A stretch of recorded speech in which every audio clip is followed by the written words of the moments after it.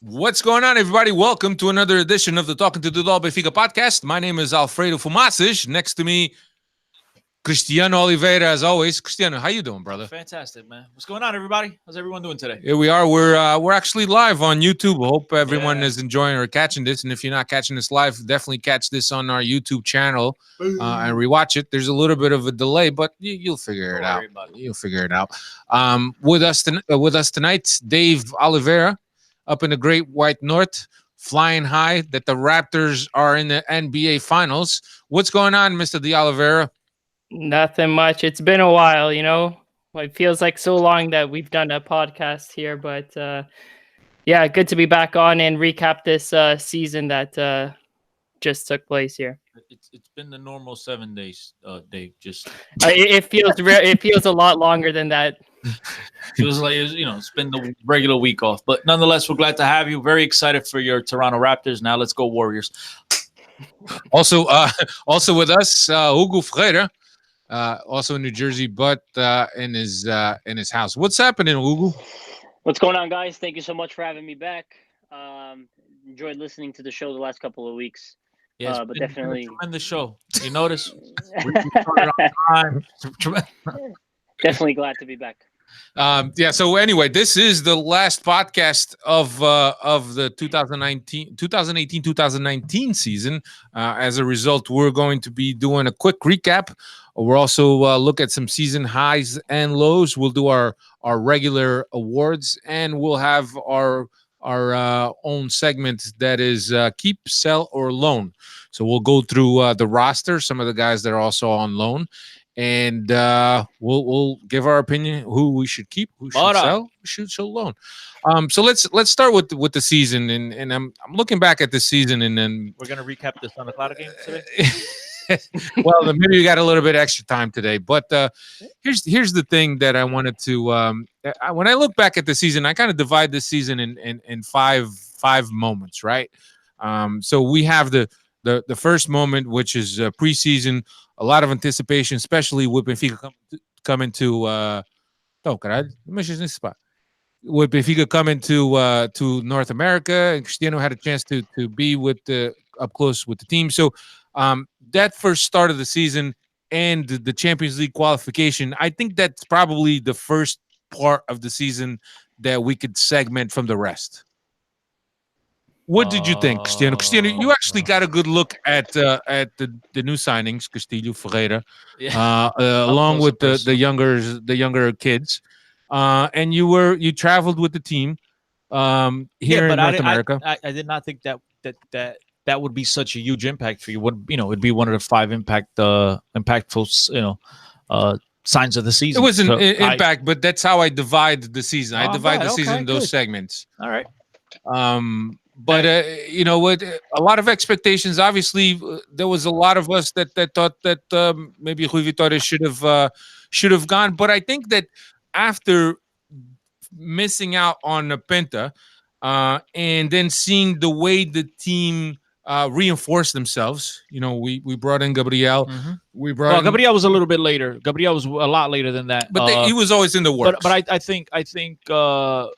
To add to your point, I think it was a season that we came in with high hopes, huge expectations. Obviously, Benfica having dropped the ball the season prior with selling basically Nelson Smithel, Lindelof, and caliber players, to name a couple, and then Luis Felipe Vieira turning off the lights and going to sleep and not doing his job and bringing in reinforcements. So I think when you spend that season, that frustrating season, you give up the Campeonato de Futebol do Porto, then you get the Castillos of the world, you get the Ferreiras of the world, you get the Eboes of the world. Lema. You finally get a goalkeeper. Yeah, I was those guys. They were secondary, but you finally get a goalkeeper that you think is going to make a difference, unlike the Varela the year prior. So expectations were sky high. It was very interesting early part of the season.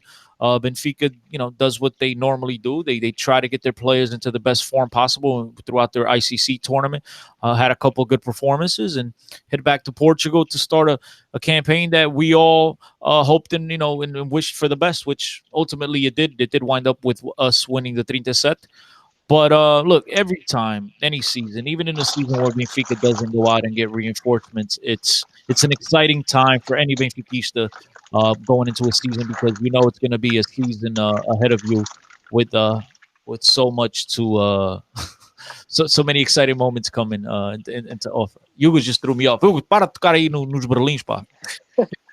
Yeah, but I mean, getting into the Champions League and understanding that we didn't win the league and we didn't get direct qualifying into the Champions League and having to go through two rounds against two teams that obviously we were much better on paper, but still, one visit to Turkey, one visit to Greece, never good atmospheres to play in. And I know it's early in the season and all three teams were in their early stages, but it was going to be difficult, and a lot hinged on the fact of us making Champions League. 40 million euros at stake on the line if we made the group stages. So there was a lot of anticipation, and I think that for the most part we had a pretty smooth preseason. There was some positive results here in North America. Juventus, Dortmund. And then we played with PAOK and we played Fenerbahce. We were able to, so it was at that time we were kind of riding high, right? And don't forget that first game against PAOK at home, I believe, was a 1-1 draw, right? If I'm not mistaken. Correct. Yeah. It was a 1-1 draw, a game that Benfica wasted a lot of opportunities. Their goalkeeper stood on his head, and so you walked away from that game at the start of the lose, a game that I was very lucky to be at. You walked away from that game with a sour taste in your mouth because PAOK had done a spectacular job throughout their campaign. So, cruising through the Champions League qualifications, they actually had to play more, matchups than Benfica did, more playoff matchups than Benfica did, and so you kind of started thinking, is this going to be a tough venue to play in? Because their stadium is absolutely crazy hectic over there. So you start asking questions, but nonetheless, look, Benfica came away with flying colors, doing what they had to do. They qualified for the Champions League because anytime a team like Benfica wants to call themselves a big European club, and with the magnitude of its fan base, Benfica belongs in the Champions League. So I was very happy to see Benfica get through that part. So I mean, as you said, very different parts of the season, but yeah. And first objective for sure was that, and we definitely hit it. We definitely hit it, and we were happy. Dave, how were you feeling at that time of the season, seeing the team in Champions League group stages again? Yeah, I know that was a more stressful time of the season, right to begin the season, trying to get that Champions League money. And I know that was a big objective. So I can see where you divide the season into fives. But for me personally, how I divide the season is before the light and after the light, because anything before the light, it's already erased from my memory. And it was a lot of pain and suffering, and after the light it got a lot better. But if you want to divide it into fives, we can do that as well. Yeah, but so and I'll go into the next my next period where it's when the dark period starts. It starts at the end of October with losses against Bolonense and Moreirense. At that time, it was Hugo, at a time that we weren't playing the best football. We were beating teams 1-0, 2-0. We were ahead 1-0, and in the second half we would suffer to hold teams like Tondela out. So it wasn't the best of times, and I think at this point is when the Socios and Adepts really started doubting Rui Vitória's ability to lead this team, and we really felt that this was all coming into a head. Yeah, you nailed it right on the head. It was a time when basically the first group of Socios became visibly irritated with Rui Vitória. If you guys recall correctly, we started to see the first white hankies that we see in Portugal with the home loss to Moreirense, followed by the defeat in Jamor against Bolonense. So it was, I mean, for me, I had already ruptured with Rui Vitória after the group stage the previous season. But not to move away from the topic, Benfica started out as we touched upon. I thought we had a good preseason, and then those first few games of league play, we were grabbing the 3 points, which was the most important part of the season. I remember we drew the Sporting in the Eternal Derby, but then after that, I think we had a good sequence of wins. I think again the deflating part of that era of the season is again the Champions League results, because Benfica again fails to really get on the rhythm in the group stage. Then we had match day 3 and 4 with Ajax. Before that, or in between, I think were the losses to Yeah. Moreirense and to Belenenses. And again, it really sent the ship into icy waters.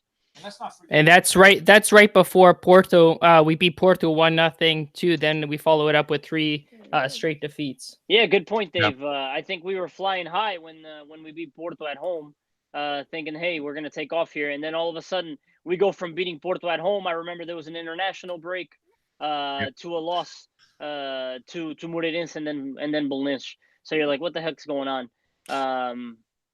Take it. Yeah, look. Let's not forget in hindsight now, when you look at this Champions League campaign, Bayern was definitely not at their best. They weren't as the powerful Bayern that we have seen them in years past.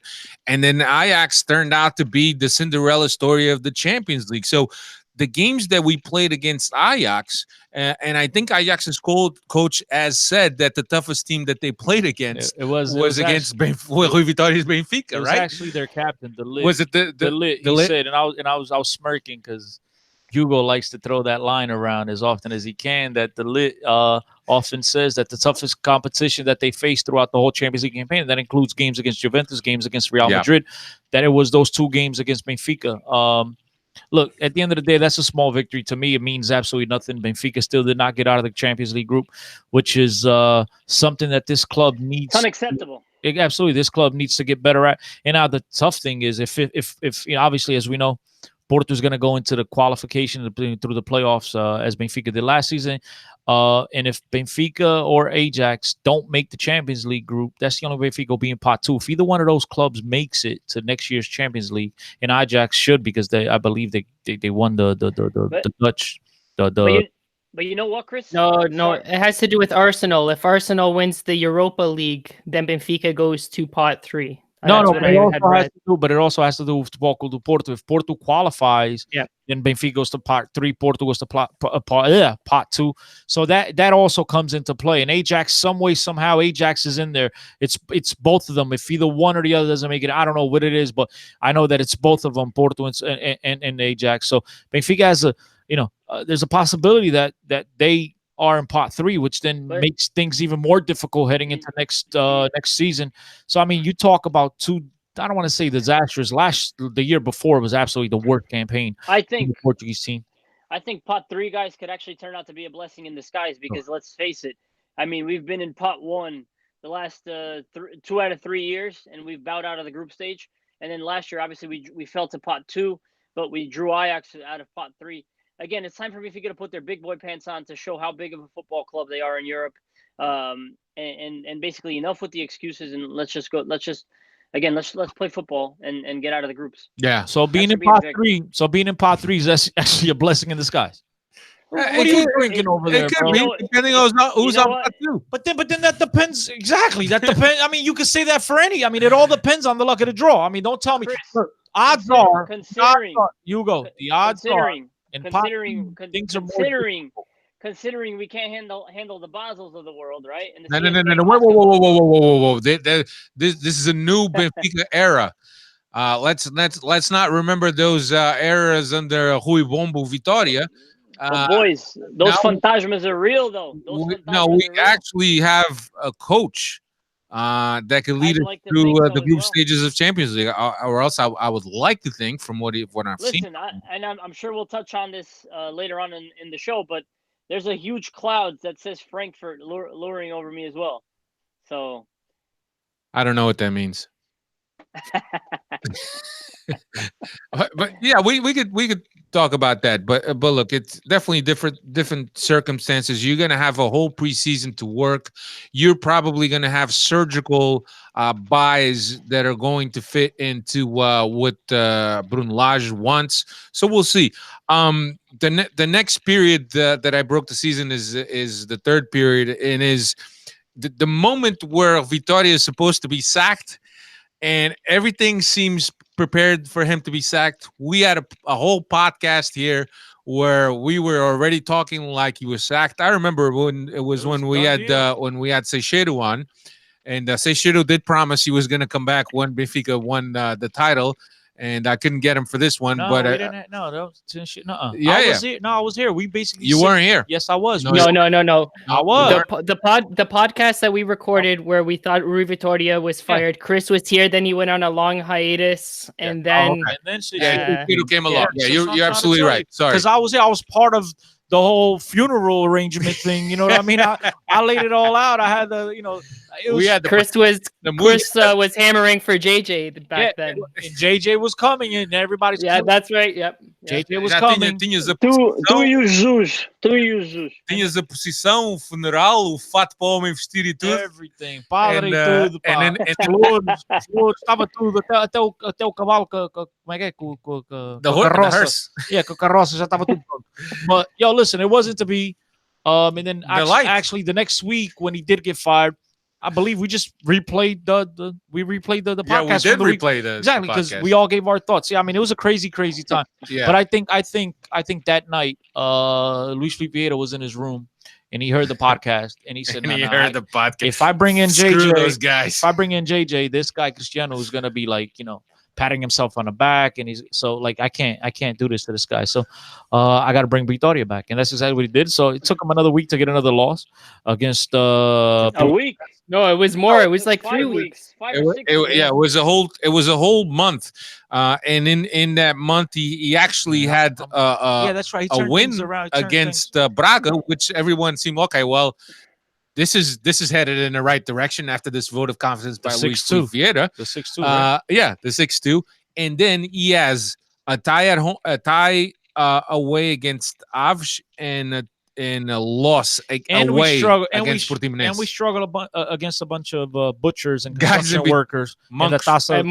Montalegre. Yeah. That's right. 1-0 we won. 1-0. We beat Correct. Nacional 10-0 but we struggled to score goals against Montalegre. You guys keep mixing Different era. things Different up.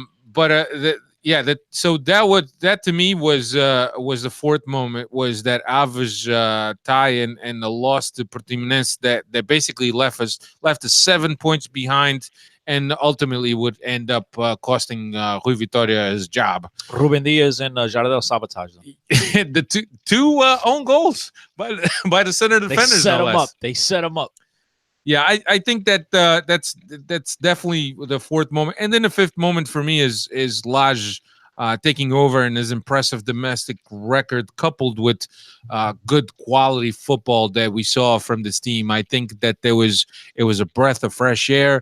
I think it was a reaffirming of our thoughts. That we thought that this team had a lot of quality, yet they weren't being coached the right way in order to fulfill their full potential.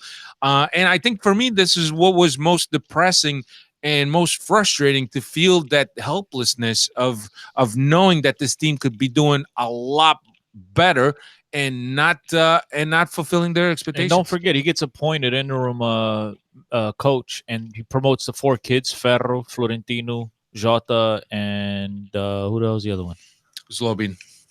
That's right. He promoted those kids, and Ferro went on to play a huge part in Benfica's success. Florentino later on, due to Gabriel's injury, became a key part of the team. Obviously, Jota didn't play as much because Benfica had other options, but you can tell the kids, there's a player there. But yeah, nonetheless, look, Lage, that time when he was appointed coach, I think that the players looked like they found their happiness once again. The one thing to me that was most impressive was all the confidence he instilled in players. You could tell, even Florentino made his debut for the team, they're just on the sideline smiling, and you could tell this guy is a player's manager. And fast forward a couple months later, and you see obviously the tremendous results that they've gotten from youngsters, from the veterans. These guys adore playing for this guy. Chris, you left out the most important thing that Lage did. You know what that is? Yeah, he won a game on the road in Turkey. No, false. Okay. He introduced João Félix into the lineup. He passou Well, a ser João Félix mais 10. João Félix was already playing. He was. He wasn't a starter. He wasn't a starter. And then he was playing on the left wing. Yeah. I mean, look, I guess left wing is better than left back, right? But I mean, Hugo, I was just pointing out a couple. It wasn't that I forgot. Obviously, you could mention to Samaris. You could, I mean, you could go many different ways. But I'm just saying, when they appointed him, that was the first thing he did was they called up the 4 kids. And then, yes, you're right. He made João Félix a key part of the team. He said, "Look, this kid's going to start on my team. He's not going to play on the left. He's not going to play 20 minutes. He's not going to work." Yeah, but look, he's done so many good things that it's hard to just single out one thing that he did for Benfica. Yeah, and I agree. He's told that story about João Félix, how he was driving home from the Caixa Futebol campus, and he stopped the car and he was thinking that I got to get this kid to play. So there's all these stories have come out now, and hearing Bruno Lage speak and being interviewed and explaining some of the thought process that he was going through. The biggest thing, and he knew that there was a huge rift.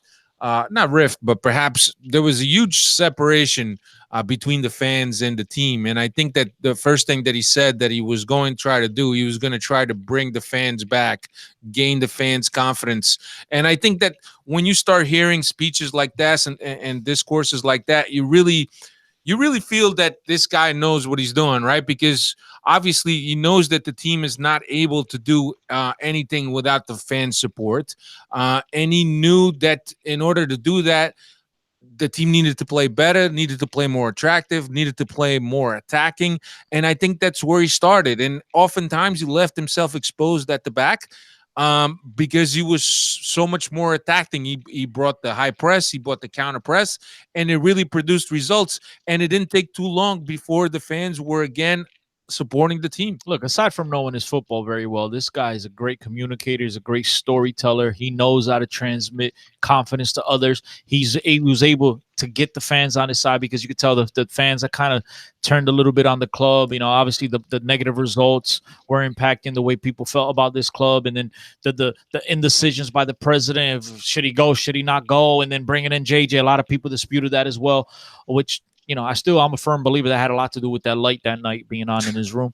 But look, Lage is he's been tremendous for this club. I think he knows how to speak, and at the end of the day, being able to transmit that message in a positive way is half the battle, and he does. And I think the fans relate to that. And I think, like I said, listening to the guy, I know we often say, breath of fresh air, but he's exactly that. He has Benfica values.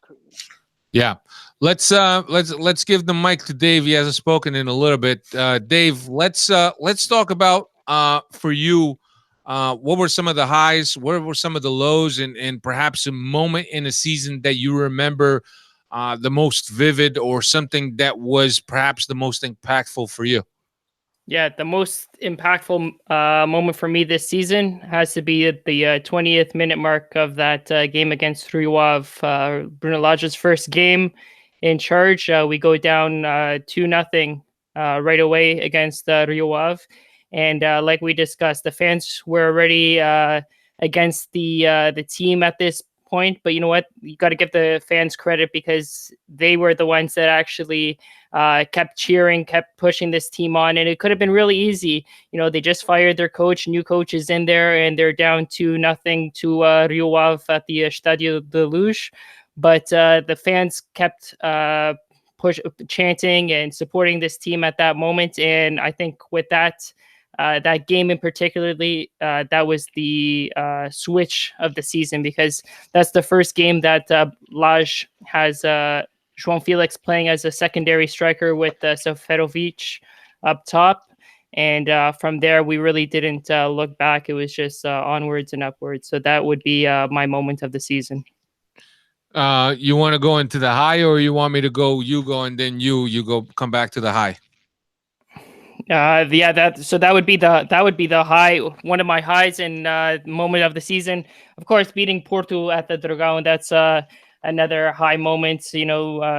We go down early, 1-0, and then João Felix scores, goes and celebrates in front of the SD. But then Rafa picks him up right away. Like the job's not over. We got to go and score another one. And sure enough, Rafa goes and scores the second goal in the second half. So that's another big moment. And also beating Galatasaray 2-1 in Turkey with that young squad. That was our first ever win in Turkey. And I know we've mentioned it before, but the ball's on Laj to bring out that young squad in Turkey. And we came out with the 2-1 result. So those were my highs of the season. Yeah.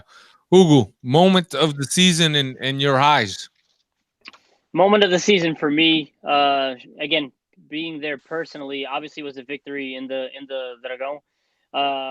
Not only was it the turning point in the season, I felt, but it was a moment where Benfica pretty much put their stamp down on the league and said, hey, this is going to be our season. The Conquista is going to be real. And we just came into your house and basically leapfrogged you into first place. And then for me, obviously, it was extra special being there. My first Classic live in that stadium, because I had already watched one in Luz. Around that atmosphere was extra special, and I thought it was the high moment of the season and the turning point of the season. Other highs, obviously, guys. These it's an easy one. The coaching change is a high in the season. Dave touched on it as well earlier. The victory in Turkey, because it brought the belief that Kilgren Benfica, there's Noites Europeias, is back. Unfortunately, it didn't end the way we all wanted to. But those are pretty much I just wanted to mention one more, the victory in Alvalade, because if you guys recall, I think Porto had dropped points, and correct me if I'm wrong, at Guimarães that weekend. And then that victory in Alvalade was absolutely crucial and vital to pull us 2 more points closer to first place, and obviously then set up our brilliant finish to the season. But those for me are my highs, guys. Cristiano, moment of the season and higher highs for you. Moment of the season, I think I'd have to agree with both gentlemen here on the podcast that the victory at the Dragão, I think, was spectacular. A place that Benfica hasn't won many games over the last 20 years. Trailing in that game early on, then having the ability to turn the game around. I thought it showed tremendous composure. It showed tremendous character. It showed what this club was about, that no moment was too big for this club, and that they'd overcome anything. My turning point of the season, though, was the firing of Rui Vitória and appointing Bruno Lage, because once he came in, everything changed. The positive attitude, the players, you could tell they enjoyed playing football once again. To me, that was the turning point of the season. That I know Hugo and I go over this often about the turning point of the season, but to me, it's the appointment of Bruno Lage. Obviously, all the other moments you guys mentioned. I mean, I agree 100%. The victory in Turkey with the youngest squad, and being the first coach to get a victory for Benfica, in those grounds, in that country, I should say. Obviously, there's so many moments that you could turn to, but I think these guys have mentioned all the same ones I would as well. I think it's a tremendous job by Dave when he mentioned Lage's first game, Benfica being down, trailing 2-0 in the first 20 minutes. It looked like the house was going to come down. All of a sudden, the fans stood up and chanted in support of the club and helped them fight through. João Felix gets 2 goals. Fedovic gets 2 goals. And before you know it, you won 4-2 in a tremendous reviravolta. There's just so many moments, but I think the ones that stand out the most are the ones that the guys mentioned before, and I concur with them wholeheartedly. Yeah, I think that because of the circumstances and where we came from before Lage, I think the highs became much higher, more significant, more impactful because of what we had gone through and the suffering, and I'm doing air quotes, the suffering that we were put through watching the Bombo Ball. was definitely something that I was dying to get out of. I didn't even know how we are going to finish the season in that fashion. But yeah, I share with you guys the highs, the victories at the Dragão, the convincing win in Alvalade, four Could have been a lot that worse. could have been a 4-2. lot more. 4-2 could have been a lot worse. And for me, the moment of the season you can't get away from it is I think is Bruno Lage take over. But like you mentioned, everything that happened on a positive scale after Bruno Lage took over. And look, there's a lot of remarkable feats. And as Cristiano mentioned, first Portuguese coach to win in Turkey. There's a lot of remarkable feats that this man accomplished in so little time, especially not having senior team head coach experience. And Rui Costa was interviewed to Record, and if that was the biggest doubt that the people, him and Making the decisions. Vieira were, they had the biggest doubt was that whether Lage was ready to lead a team of men because he hadn't had that experience up until that point. But they said from the very first day, from the very first practice and the very first speech that he had with the team to talk the team talk, they knew exactly that this was the guy for the job. So for me, that's the moment of this season. I don't like that nonsense. I don't like that music. If they knew right away, why they wait so long to extend them? Well, I they didn't know. They didn't know. But once they heard him speak, they don't say it's the first day. once they heard him speak, they knew he was ready. Oh. As far as the low for me, I think I've already mentioned this: the feeling of frustration and helplessness, knowing that the talent was there and the team could do so much better, and we weren't, and there was so much wasted talent that we were seeing Gabriel. I mean, I even have doubts on whether or not Ferreira could have prospered under Lage at this point, right? Because if he was able to recuperate Tarabt, couldn't he have recuperated Ferreira? I mean, Ferreira and the Fonseca was very, very successful under Ferreira at Shakhtar. Why wouldn't he be successful under Bruno Lage? I'm sorry, Fonseca. So, Cristiano, for you, a low of the season, something that really was like, this is freaking rock bottom for me. Oh man. Putting you on the spot. No. I was gonna say the whole first half until Lage was replaced, but obviously you have some positive results with the victory against Porto. Yeah, but I'm gonna go. I guess the lowest of the lowest came in that 2-0 loss in Portimonense because you didn't see things get better. A team just falls to 7 points behind Futebol Clube Porto, and at that point, it made things look very, very, very difficult for Benfica to recuperate at that time, unless there was a coaching change. And then even with a coaching change, you still saw things very difficult because now not only do you need the opposition, your direct rivals to lose points, but you got to pick up every point possible. So I think that moment right there, I think that really sunk in and it made things really difficult for me. Made me even question what the hell am I going to say on the podcast? Just do I go crazy? Do I support? At times we didn't even know what to say. Yeah, it's just because obviously you want to believe in this team because there's a talent there, but when there's so many negative results and such little football being played at the time, it just made it very difficult. Obviously, there's probably some more obvious choices that Hugo and Dave will mention, but to me that point, and obviously not taking into account anything with the afterwards with the because Hugo will get to this to the Frankfurt results and stuff like that, but to me that Portimonense game to me was obviously the lowest. Yeah. Hugo, you want to go into your low of the season or lows, however you put it? Unfortunately, Chris spoiled it for me. I was just going to say, ironically, believe it or not, my lowest point of the season came under Lage, and that's a bit unfair to Bruno Lage and obviously to that positive era that we entered into with him at the helm. But for me, surely, the way I felt after that Frankfurt loss definitely was my lowest point of the season. Obviously, having won the first leg 4-2, and I remember calling Chris after that leg, and I was equally low after the first leg because I felt, again, here's a squad that is playing a man up for 75 minutes or so of that game and conceded 2 away goals that I thought, unfortunately, was later proven 2 weeks later that I thought was going to be a terrible result to give up those 2 away goals. And then to go to Frankfurt, obviously give up the first goal the way that we did with that obviously horrendous refereeing decision. But to walk away from that game having an empty feeling where basically you felt like these players went through the motion. I don't know if Laj's message was passed on to them that day or not. But again, I just think that everyone at Benfica, from the president all the way down to the staff, really let the fan base down that day. We had about 4,000 to 5,000 traveling away supporters that night, that coming in from all parts of Europe, as only Benfica fans do.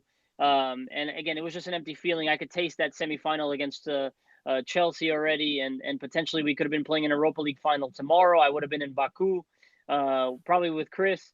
No, but in all seriousness, Tu gostas, mas é tudo que acaba em cu. Querido. Was not Chris. No, that's not Chris. No, in all seriousness, that was my low point of the season. I mean, Hugo, not again, this is your opinion. I'm not, but that was low. I mean, you want to tell me that was the most frustrating part of the season? I'm with you, because to me that was. I mean, we were together watching that second leg. We couldn't even talk to each other. That's how freaking heated we were. But that was not. I mean, that's got to be the most infuriating, not the lowest. I mean, come on, you can't tell me that was my lowest point of the season. That was lower than losing 2-0.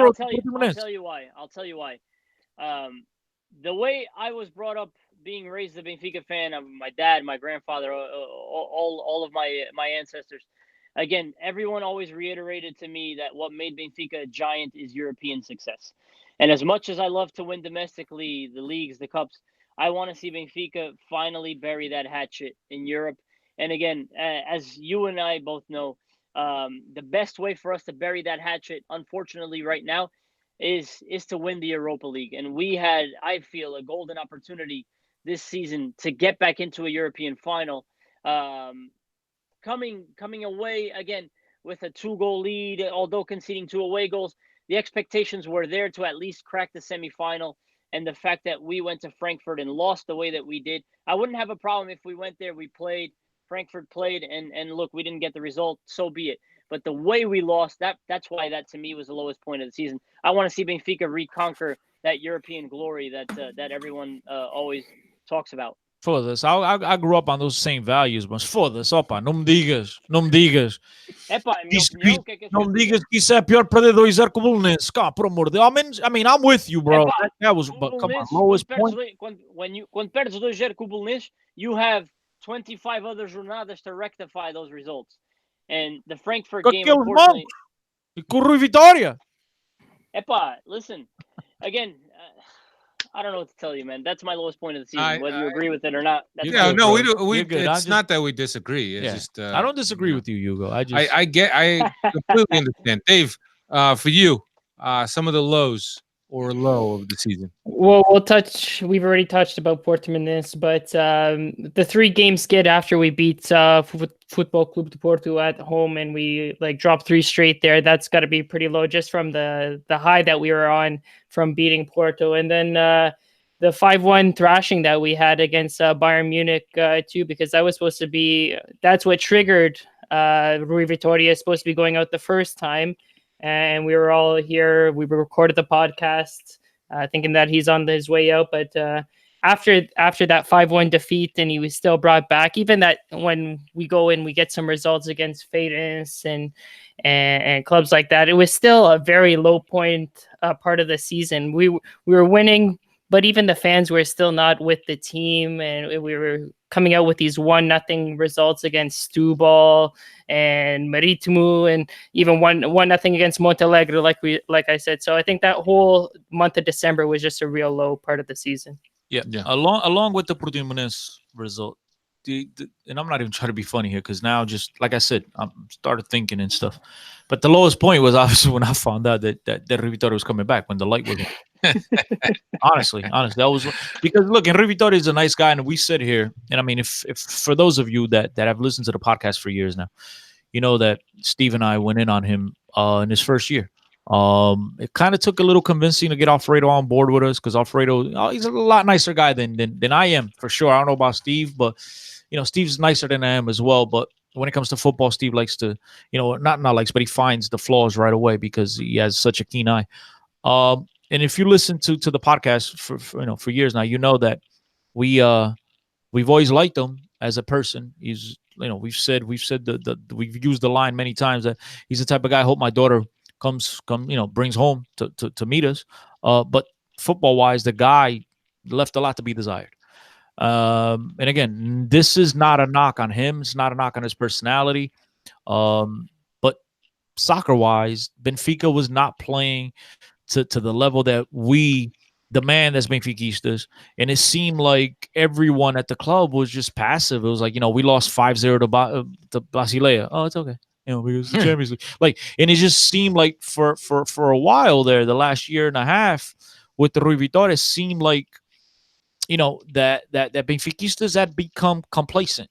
And no longer was there that demand that Hugo referenced before that we grew up with, right? That Noites Europeias, that Benfica was a European powerhouse, that Benfica was going to fill out the stadium and fans are going to come out and chant, and Benfica's going to put out a great effort and they're going to win these European games. And all of a sudden it was just like, we're content with competing for the Taça da Liga and winning as many Taças de Cerveja as we can. And so when they brought him back, that was pretty low. You know what I mean? Because like here I thought, obviously, imagine to you guys that they didn't even know anything about Lage, right? But to myself, who is a self-confessed, and I have no problem admitting it, a JJ fan, I'm thinking that this guy is going to be appointed, next Benfica coach. I'm thinking he's going to turn the club around. I didn't think, there was a chance that they, overcome Porto, but at least coming into next season, how he is. He's going to demand change. He's going to demand signings. Blah, blah, blah, blah, blah. And I'm like, we do this big podcast here. We go to bed and then wake up with, like, what the, you know what I mean? So that was another low point. And again, I wish the guy nothing but the best. The guy's he's won a title now in Qatar. He's doing well, but look, stay away. Saudi Arabia or whatever. It's close. They're up there. Stay away from Benfica. Yeah, no, stay away from Benfica. Stay away from Portugal if you can. No, he's already going up north. He's going up north. Where? Up north where? Oh, JJ. Yeah. Talking about you beat me to it, Dave. Chris, as much as you hate to say this, that goes for Jorge Jesus as well. Stay the hell away from the club. Yeah, no, I agree.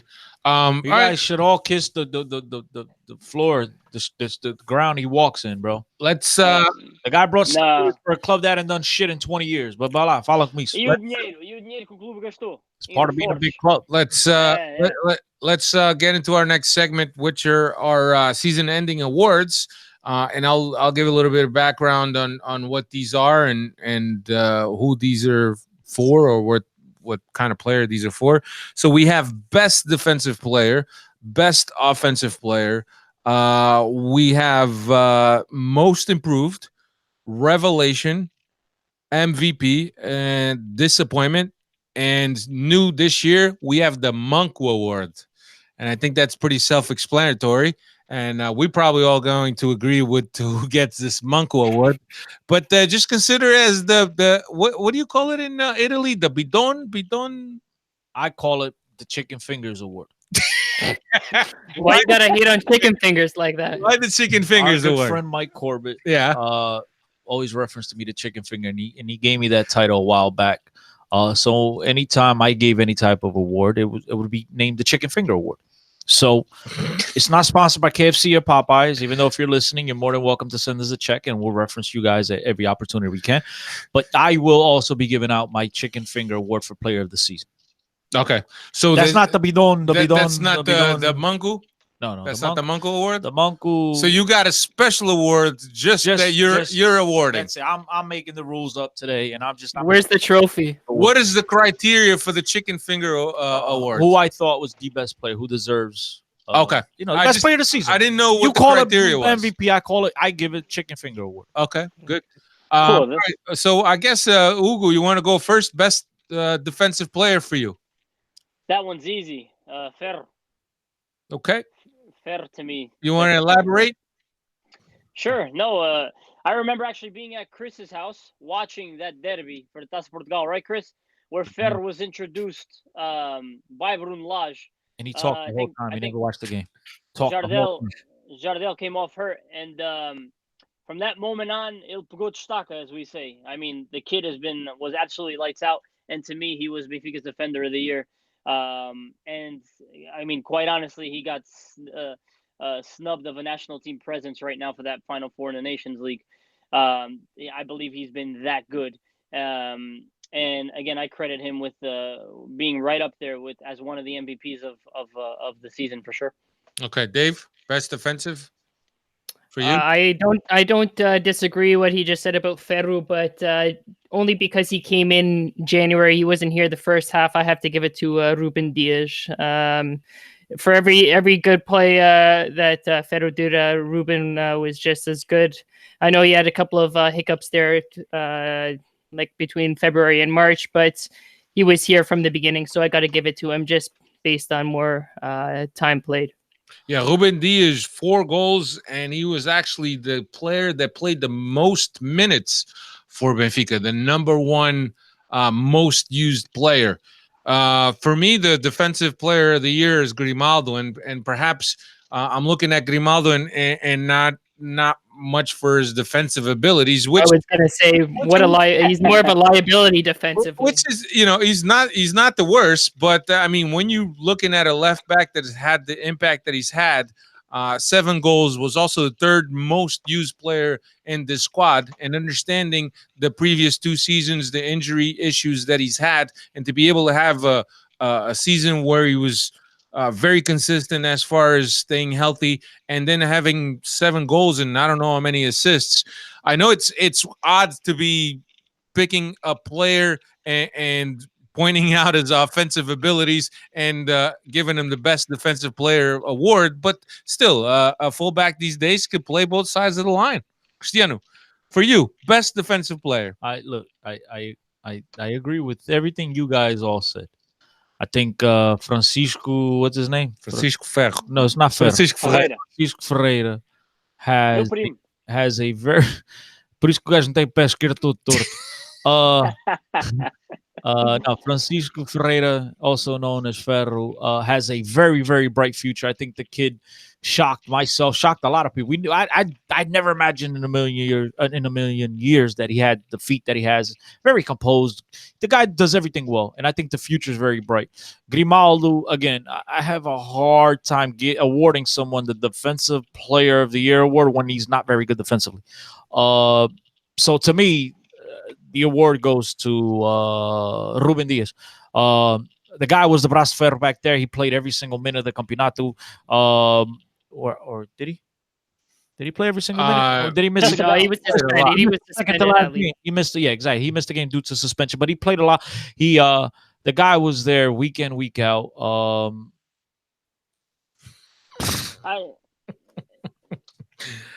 That's all right. The show must go on. Yeah, Go ahead. let Dave talk. I don't know what to do. I mean, how to? You know what that means, right? Yeah. That's all right. We could switch to here. Hey. Wait, what happened? We're having technical difficulties. Our main ladies and camera gentlemen. is running out low. of battery. I have other batteries though. Maybe did I charge those? I'm not sure. I don't know. But anyway, yeah. So Ruben Dias gets my Defensive Player of the Year award. Workhorse back there. Yes, he had some hiccups, but nonetheless, due to the fact that he played the most minutes of any player on the Benfica roster in the whole Liga and the whole Campeonato Português. And let's not forget he was pretty good at times as well, even though he did come up with some bonehead plays, but he gets my Defensive Player of the Year. Ferro needs to play more than like 13, 14 games. You know what I mean? I can't award somebody that for playing. Yeah, and that's where my criteria was. And I think if I would have picked a center back, I would have picked Ferro over Ruben Dias. And I want to. What do you mean for the future? But we'll go over that in a minute. We'll go over that when they'll keep, buy, sell, loan. Yeah. Now, but we also got to give a nomination, right? To Almeida, who's a lot better than a lot better than any of us would have anticipated. Last year, he had a really good year, and then this year, the guy actually got better going forward. So, yeah, obviously, want to mention him, honorable mention, but Ruben Dias is my guy. Best offensive player, Cristiano. Best offensive player, Peasy. Hugo. João Felix. Dave? Rafa. He for all the goals Seferovic and João Felix scored, Rafa was that missing piece that connected the mid up to the striker position. Yeah. Pizzi's second most used, 15 goals, assist leader of the league. I mean, Seferovic, 27 goals in all competitions. Rafa, 21 goals in all competitions. So all those three guys, I think they deserve a nomination or they deserve the prize. I'm gonna go with Pizzi because I just felt that he was a lot more Dave, complete. you know how hard it is for me to say. Well, I was gonna say I listened to last year's recap I'm this shocked. morning, and we hammered on Pizzi. We were saying this guy is so I self-destruct. think I gave it to him as well last year. At the end of the No, day, no chance, no Yeah. chance. you got to listen to if our good friend Peggy's listening, he's the guy he likes to cut out, and he remembers everything from every single podcast. So if you're listening, hit us up on Twitter, Peggy, please. But I'm pretty sure I had to swallow my pride, and I had to say ultimately it was him. And the same thing this year. Look, the guy, The league MVP. the 2 guy. years ago, Pizzi had a good season. Last year he had a crap Okay, season. then that's probably what it was. Then Yeah, because they won that. It was the first. Yeah, that's what it was. 2 years ago. Then that's probably what it was. I'm just getting I'm getting my thoughts mixed up. Estás todo baralhado. Yeah, I Todo am. baralhado. Yeah, but too many podcasts to remember. But yeah, Peasy, man, the guy. Look, sometimes he goes missing against quality opposition. He's tremendous against the Monkus, but at the end of the day, his numbers speak for themselves. Yeah, I mean, tremendous amount of assists. I think that that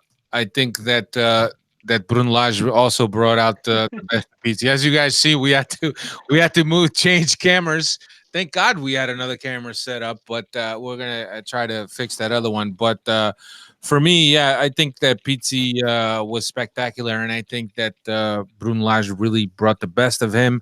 I don't think that he had to play on a defensive side of the ball as much, and that allowed him to be fresher and be more creative, to have more creative freedom to produce and to really put Benfica at a different level. Of course, he didn't play in the middle, as you guys know, but he was just as productive for Benfica as he was a couple of years ago when he was named league MVP, and this year again he was named league MVP. Go ahead. I just wanted to add that those two choices that were mentioned, Pizzi and Rafa, obviously are phenomenal choices as well. I just think my criteria went with I don't think we'll ever see another season from a 19-year-old like João Felix's season, where obviously here's a kid who's making the jump from the B team to the first team. And Dave, I mean, you're the stats guy. I think he had, I believe it was 19 goals. Correct me if I'm wrong. Across all competitions, that sounds about right. I mean, that is, you got to tip your hat to a season like that from a kid and an academy product on top of that. Yeah. No, I have some other award reserved for Felix. Let's go with most improved. And for me, most improved, definitely Samaris.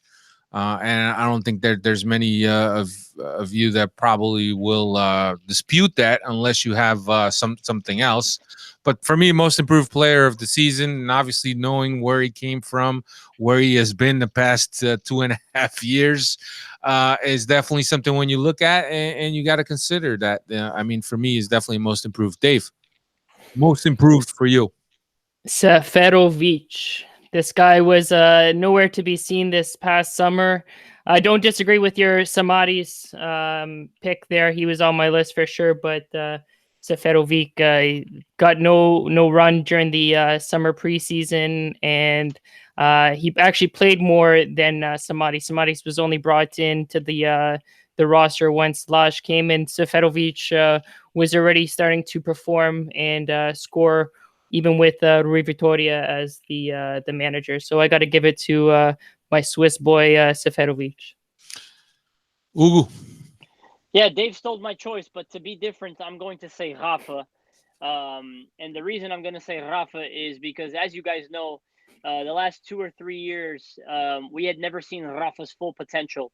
And I think that for the first time in his career, he was able to materialize and finish a lot of the good football that he has and a lot of the good combinations that he initiates.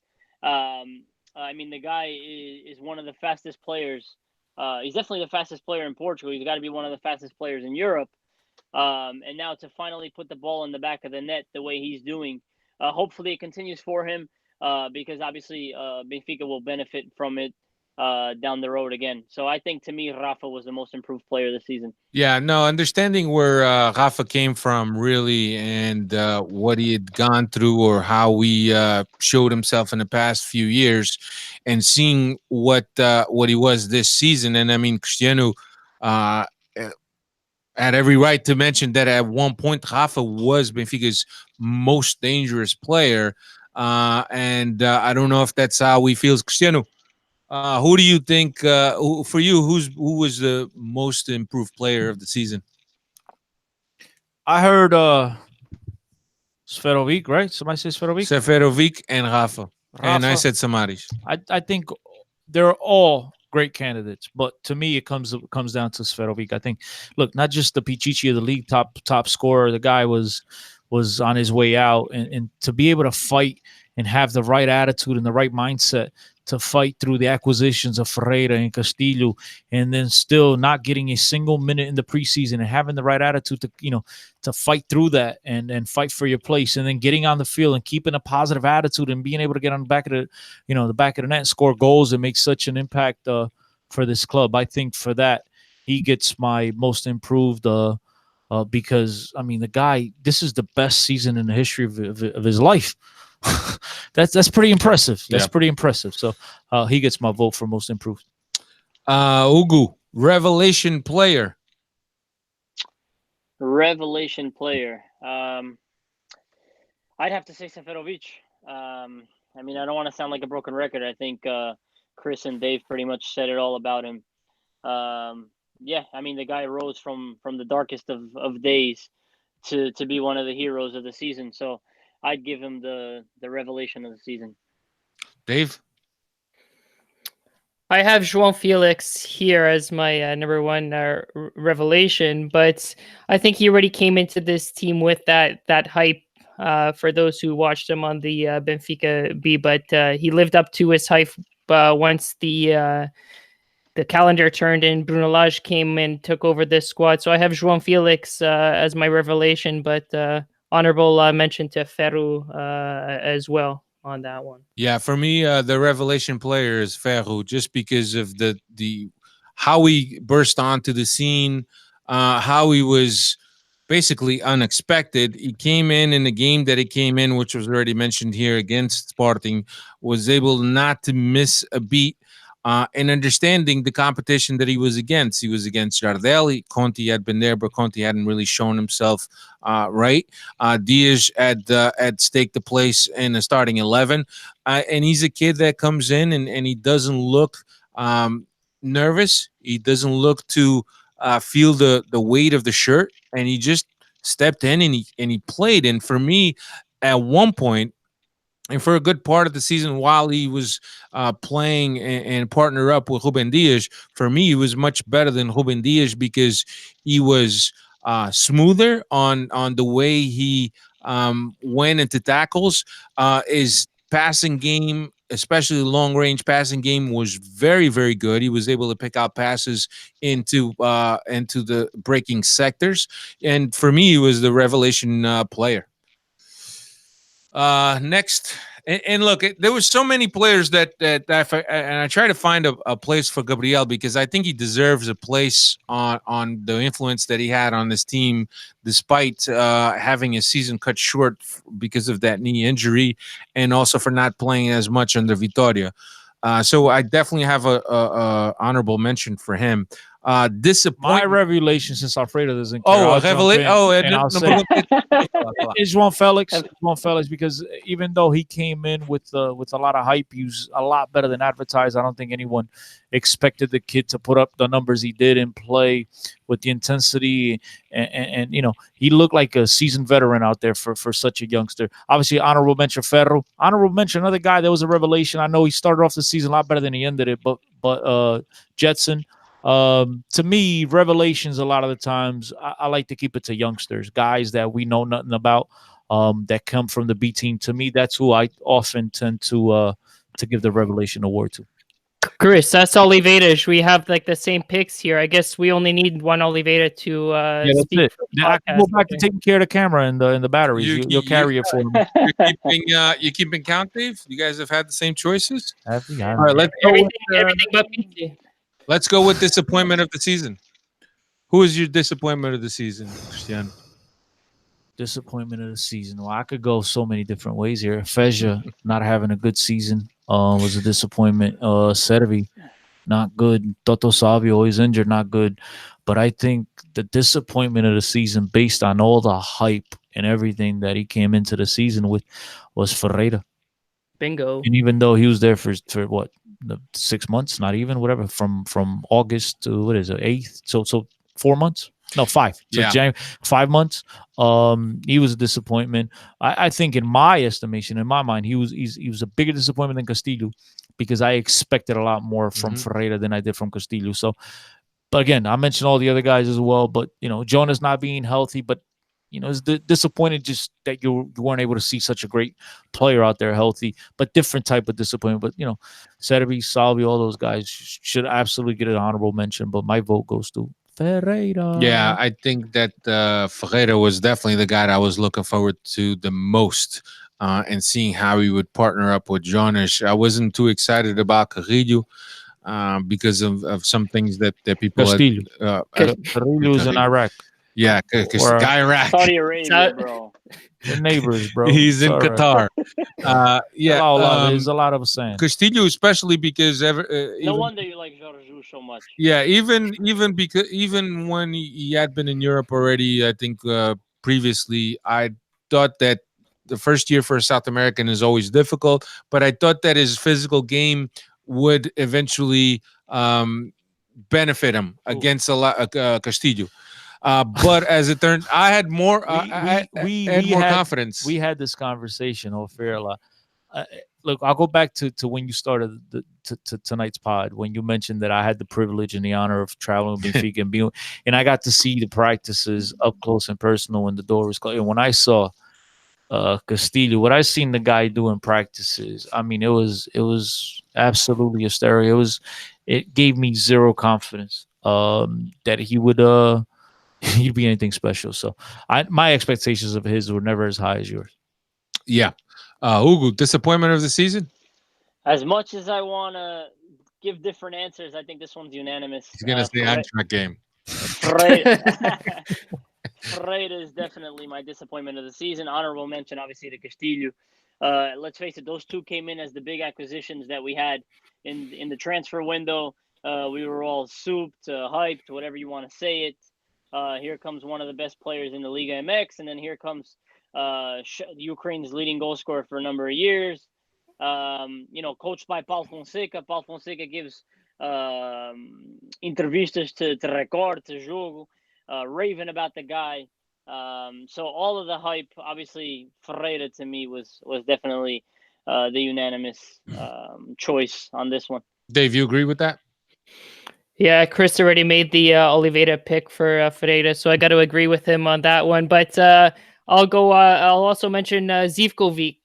This guy's now 2 coaches with Rui Vitória and Bruno Lage. And this guy, with all the talent in the world, still can't seem to crack this lineup. So he's also a disappointment in my books. Yeah, not good enough. Yeah, let's go. You want to do MVP or you want to do Manco? No, let's go Manco. MVP's the last. All right, so the Manco Award, as you guys know, Cristiano's definition of a Manco is the rest of the Portuguese league. Manco. The teams that PT scores against, those are the Mancos. The Mancos, yeah. For me, the Manco of the Year award goes to Yuri Ribeiro. That's unfair, bro. You need to play in order to be a Manco, bro. He played. Good shout. Good shout. He played a couple of thousand. Cristiano, who's your Manco of the Year? Wow. Manco, Yuri Ribeiro. Hugo?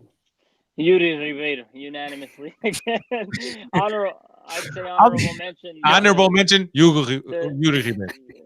No, Yuri Ribeiro is my Manco of the Year. I'd say an honorable mention to Sevilla.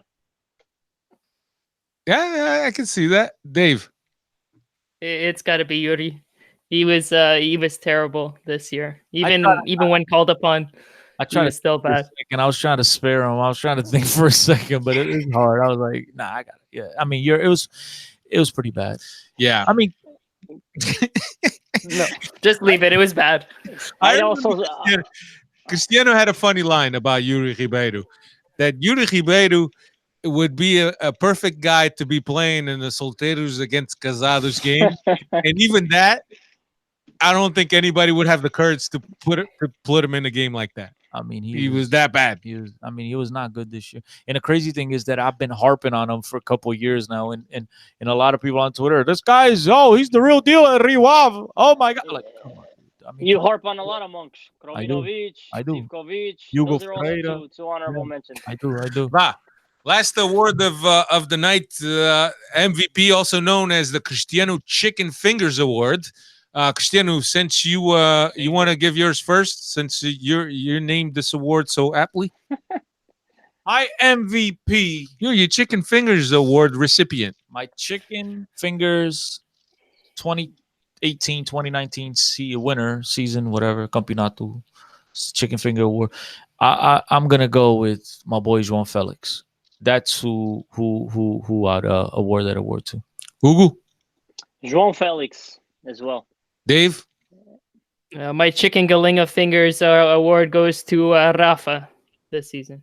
Yeah, my Chicken Fingers Award goes to Joan Felix also, and I'll explain to you. And I'm sure we all have different interpretations or different feelings about why we feel he deserves to win it. Right?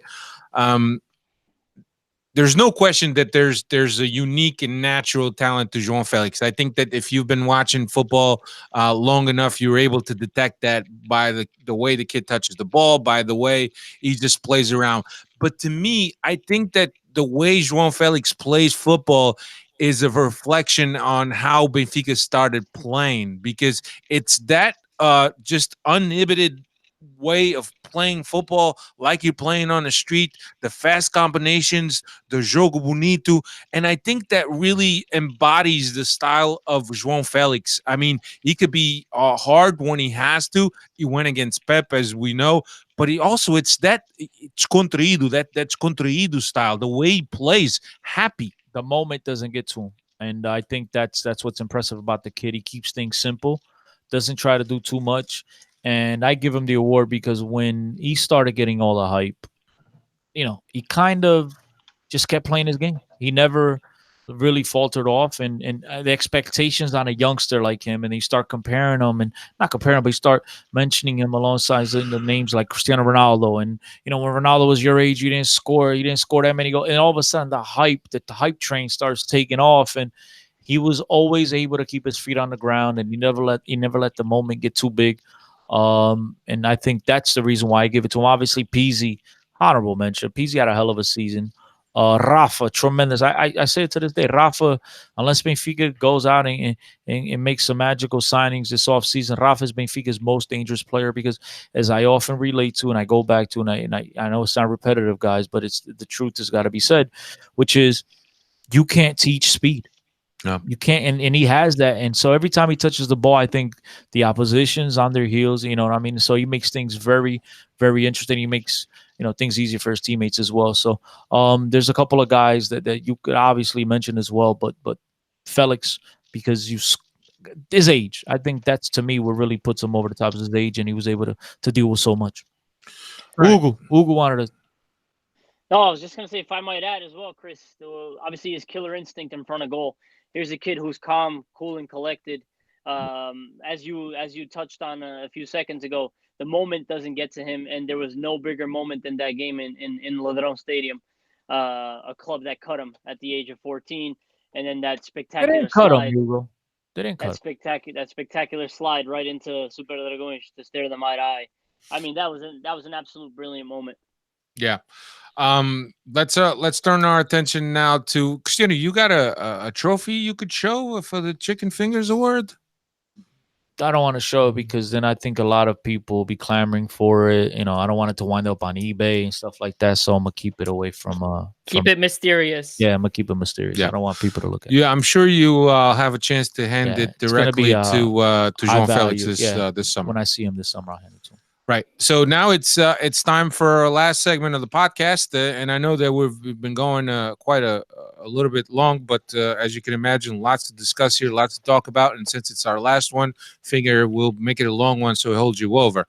So keep, sell, and loan is what we're going to do, and I have 33 players that we're going to be discussing on whether Benfica should keep, sell, or loan. So these 33 players, some of them include guys that were loaned out, obviously, but we'll get into them shortly here. So we'll start with keepers. I guess I'll start with you, Dave. I'll go Dave, Hugo, myself, and Cristiano. We'll go in that order. Dave. So keepers, Vlaco Dimos.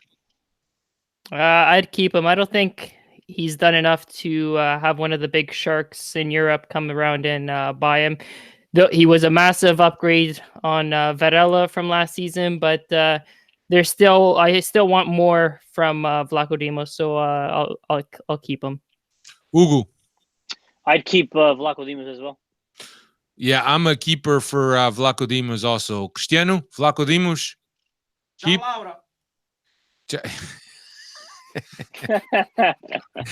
Vlaco Dimos. Ciao, Laura.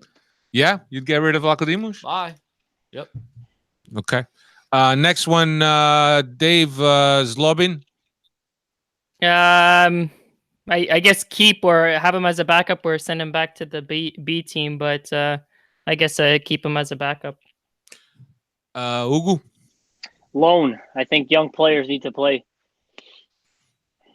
I'm keeping. I'm keeping as well. Zlobin. I'm keeping as well. Let him. It depends on who comes in, but obviously with me saying let go or sell Vlacos, you're gonna have to bring in a guy, and you hear the rumors of Silicon and stuff like that. So I would keep Zlobin and let him play the Taça de Cerveja game, stuff like that. Give him some experience, see what you got there, and then maybe the following year or so then look at loans. But for now, keep. Dave Svilar. This is the guy that I would loan for somebody that came in with such promise and high potential. He's got to try to recapture that potential. So I'd loan him out and try to see what he can do. There's talks that there might be an open spot at Anderlecht where he may return to Belgium. Hugo. I'd loan Svilar as well, but if possible, I'd loan him to a Primeira Liga club. To see what he's got domestically for in our league. Yeah, I'm going with loan also. Cristiano? I would loan him, but if there's a good offer, I would sell with a future percentage in a future transfer. But obviously, I don't think his market is that huge right now. So the only one that would make sense is loan. Let the kid get some experience, and maybe you find out later on that you do have something there. Dave Varela. Hey, sell him. 5 million. Ajax can have him. He can be their starter next year. Definitely sell Varela. I'm sell too. Sell Ajax. Pick it up, baby. I mean, the guy, you don't have to pay for moving expenses. You got the light money. You got the light money. You could spend that shit. The lit. The light control alt the lit. Hey, it's not 15 million though, so. Yeah, you don't have to see me in the Borat suit. I'll take $1.5 million for Varela. Easy. Look. I think the option is 5 on him. I believe. If you pick up the option for 5, I'll even throw in a Yuri Ribeiro. Look at that. That's a good deal now, bro. Throw in the chicken fingers trophy. Yeah, I'll give it a chicken fingers trophy as well. That's really gonna put over. That's worth another $1 million though, Dave. Don't. Dave Grimaldo. Grimaldo, I would sell Grimaldo. I think you had him as your top defender of the season, but I still think for all his output that he has, he's a liability defensively. So he's a player that we can make some money off him. So sell him. Hugo. I'd keep him. Big football clubs need to have attacking-minded fullbacks, and Grimaldo fits like a glove with that characteristic of player. Yeah, I'm gonna go keep also. Cristiano? Sign Mario Rui for free and sell Grimaldo for as much as you could get. Would you take Mario Rui for a trade plus 10 million? More. No. Why? Why? I just said for free. The guy's a free agent. Why am I going to pay for Who's him? if Mario Rui. I believe he's out of contract. Mario? On Napoli. Sure, because I thought he was going to be included in a deal for Grimaldo. From what I read, He's not a free agent. I Mario thought he Rui was is free. not a free agent. Whatever. Then no. 10 million is not enough. 10 no. million plus no, Mario Rui. No. For Grimaldo. No. 15. Mario Rui is a stopgap. He's a guy. 20. 20 million plus Mario Rui. 25. 25 plus Mario Rui. Yeah, 25. I thought for some reason Mario Rui was available. I thought he was free to. I don't know. I misread that somewhere. Yuri Ribeiro, Dave. Oh God. Sell him. Like you might have to give him away for free. Keep him away from the club. Ugu. Sell him. Use him as part of the package to recruit Chiquinho from Moreirense. That's not a bad shout. I'm going sell also. Cristiano? Or sell him, either sell him or give him away. Keep, bro. Every club needs a guy like Shell in the locker room. He's a good luck charm. I mean, the guy's a trooper. He did not play a single minute in the Liga NOS. And he could dance his ass off. And he was out there celebrating with the medal on his neck like he was going to be in the record book. The guy's going to be no trace of the guy. He took that medal home. He was a total team guy, so keep him. Medal home. Keep him. He has proof that he has a championship No, there's medal. pictures. He's got a championship medal, but it's not engraved with anything. It's just blank. It's like Dave, Andre Almeida. Keep him. You know, I think if last season there was potential of selling him, but I think he's now a lifer here with Benfica, so keep him. Ugu. Sell. I've never been a big fan of Andre Almeida. I love his character and his heart, and I appreciate what he's done for the club. But to me, again, he's not Benfica caliber as a starting right back. Yeah, I'm going to go keep also.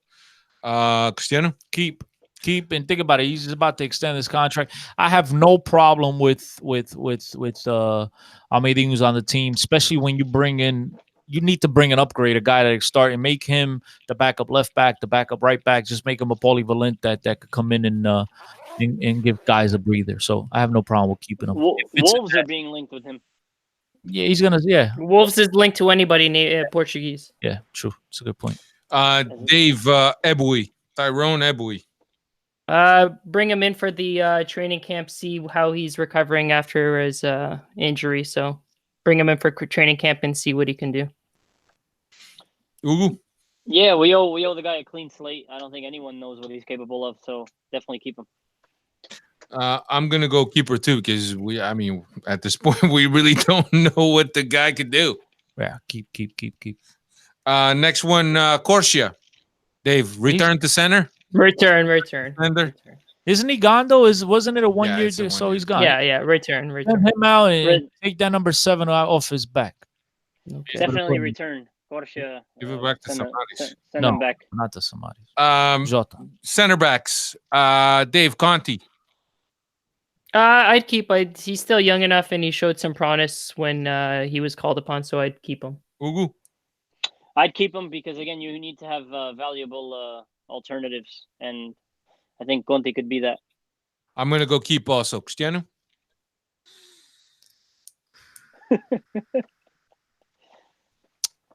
Bro, a lot of these questions, I mean, they're really tough to answer now, right? Because I go back to Andre Almeida. If you're able to bring in quality players, then I'm okay with them moving on. But it depends. It depends who we replace. I mean, are you going to replace a Conte with another Yuri Ribeiro? That's the question. That's what I'm afraid of. So, I mean, I have no problem keeping him as a backup, as a guy that's going to get experience and hope that he turns it around. I mean, we are talking about a guy that won the defensive player and then the Campeonato Boludo over there in Argentina. So you know that he could play, he could play at some reasonable level.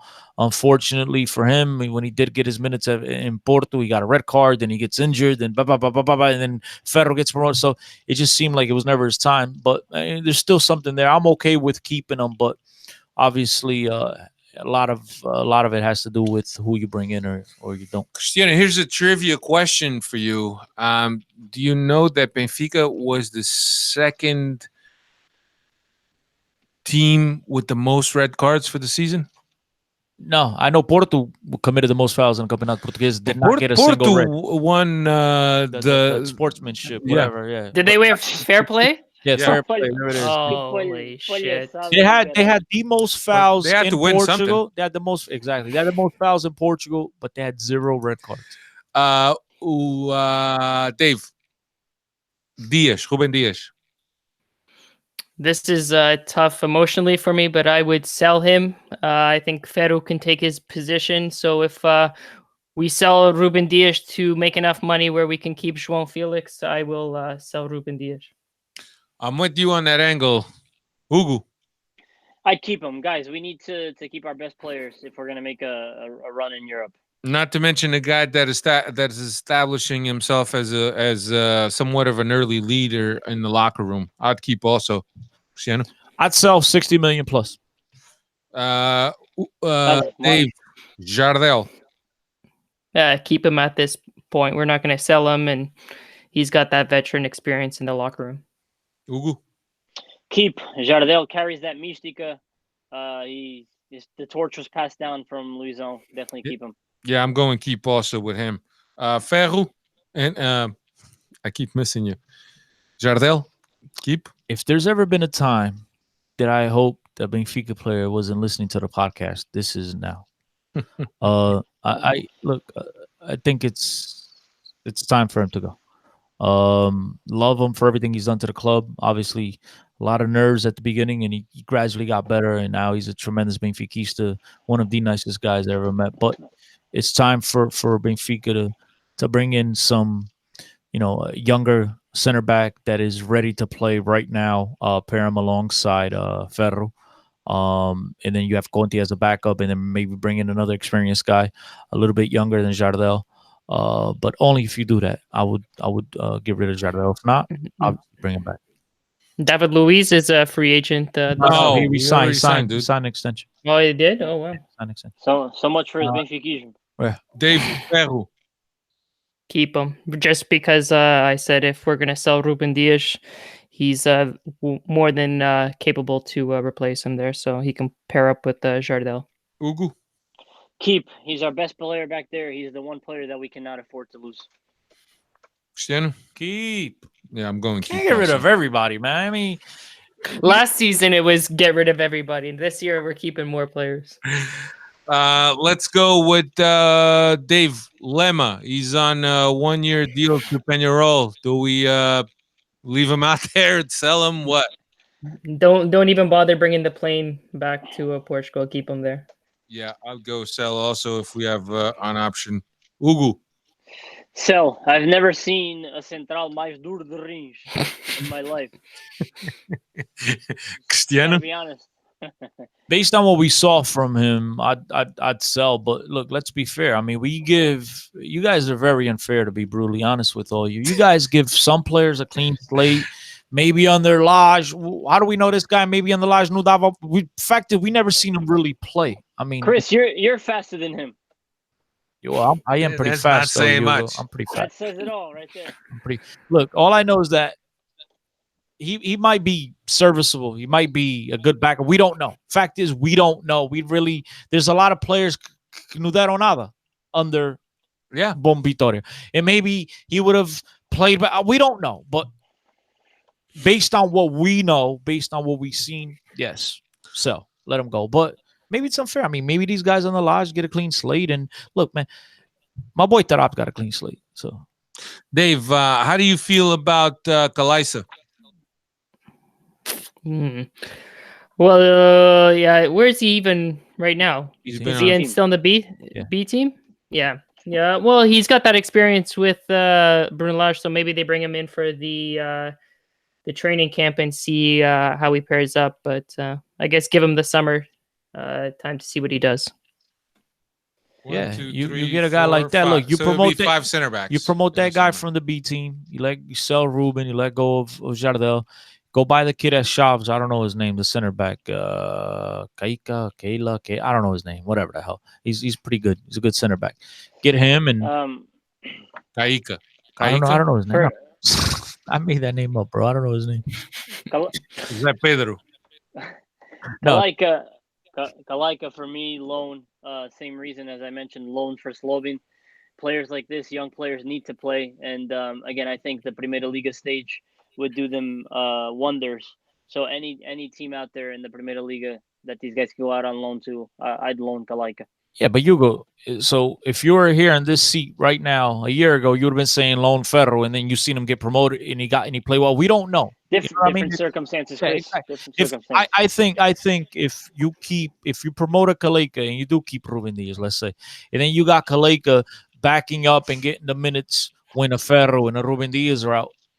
I'm just there's different ways to work the roster. That's Yeah, I mean, look at it. we're talking about this, but we really don't. It's all going to be very dependent on who goes out, and who goes out, right? Because if this is all speculation, right? I mean, if these guys stay, then Hugo, is it better to get first team minutes? And I'm not disputing. I'm just really trying to make conversation here for the podcast. Is it better to get first team minutes at Ops, right? Or is it better to get every single minute at Benfica B? You're playing against men. Obviously, competition is weaker than it is in the first division, but you're playing against men week in, week out. You're around. It's better to go to Aves, get a taste of Palks like the Dragão, like Avalad, like Braga, like Luz, and really work your way into Luz into Benfica footballer. Luz you wouldn't be able to play against, but that's okay.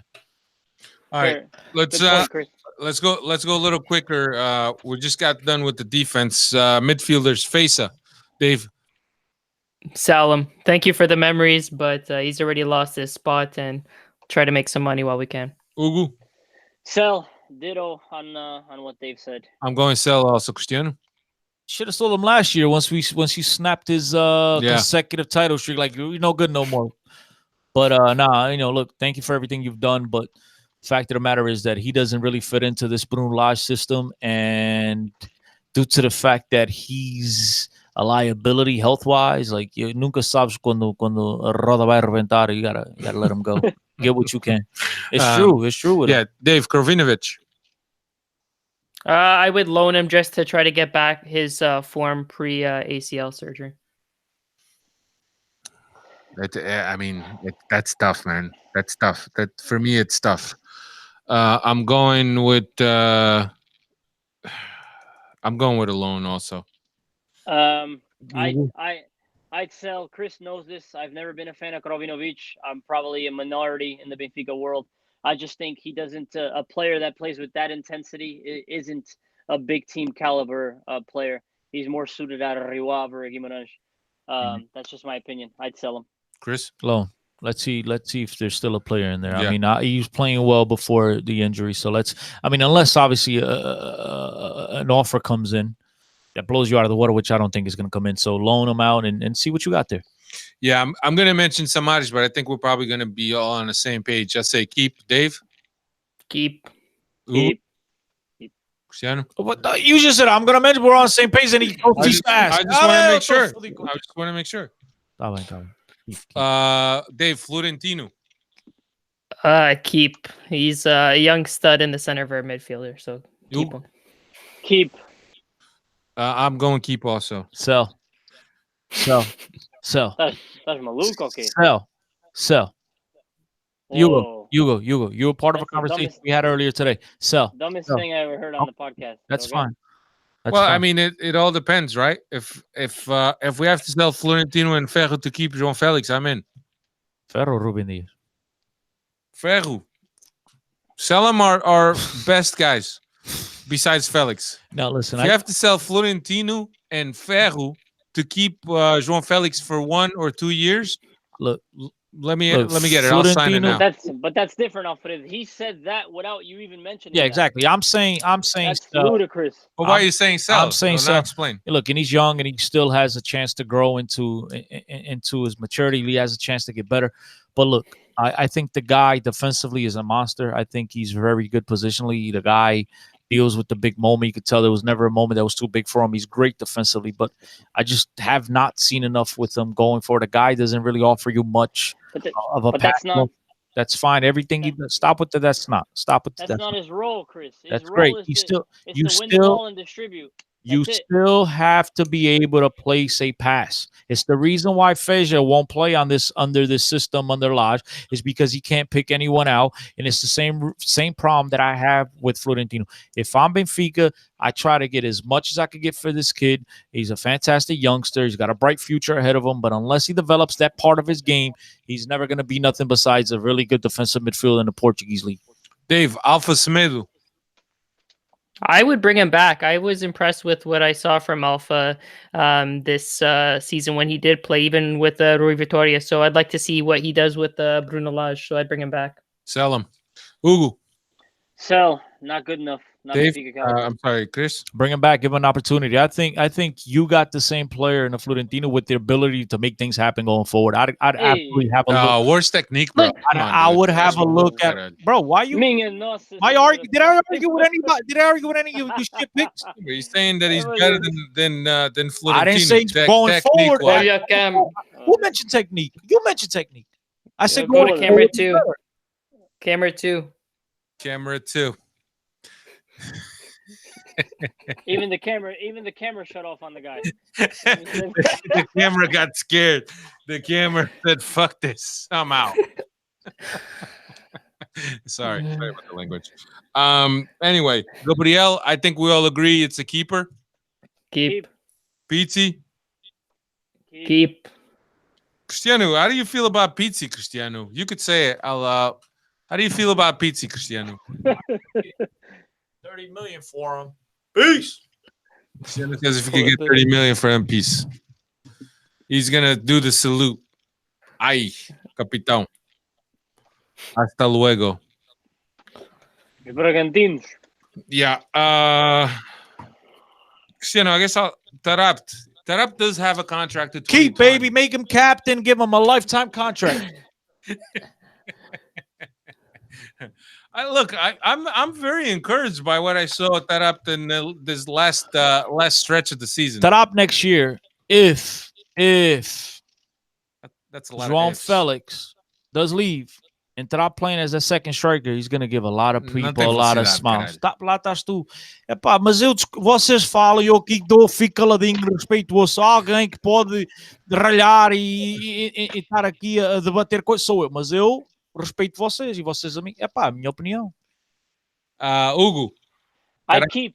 Let's face it, he doesn't have any value right now in the market. And look, Taarabt is a talented footballer. If he could ever get it together, and I think Lage is the guy to help him get it together. I think he could do wonders at Benfica still.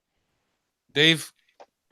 I would sell him. I'll go the complete opposite. I think he's already recovered some of his financial values. So I'd sell him because he's only got 1 year left on his deal. So sell him. This is a stupid question, bro. There's some guys you shouldn't even say sell. Nobody's gonna look. I love the guy. Nobody's gonna buy the guy. Yeah, Dave. Nobody's gonna buy seriously. Tarap. Nobody will buy Tarap. He's got no value in the market. His right now. reputation right now is damaged. It's shattered. He's not, Not even gonna. in the Middle East? Oh, come on, bro. China? Who's gonna buy him? Yeah, no, they'll take him from Benfica. MLS? If MLS. There you Benfica- go. No Bingo. MLS. Come on.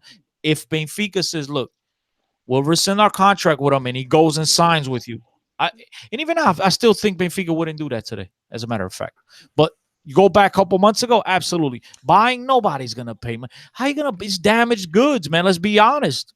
Bora. Next one, Dave. Jetson.